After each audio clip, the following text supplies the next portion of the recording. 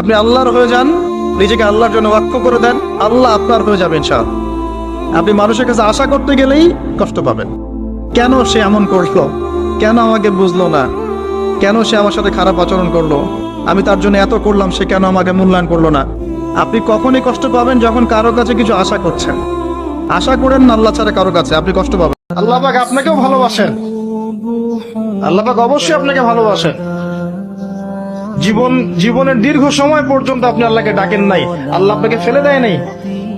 আল্লাহ আপনাকে খাওয়ান, এখনো পরান, বাঁচিয়ে রেখেছেন, আল্লাহ নিয়ামত দিয়েছেন। আল্লাহ আপনাকে ভালো না বাসলে এমনি করেন?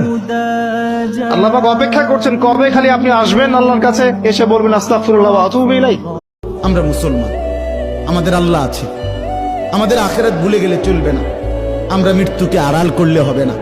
আমার বাপ স্বীকার করলেও মরতে হবে, স্বীকার না করলেও মরতে হবে। হবে কিনা বলেন? চোখ বন্ধ রাখলো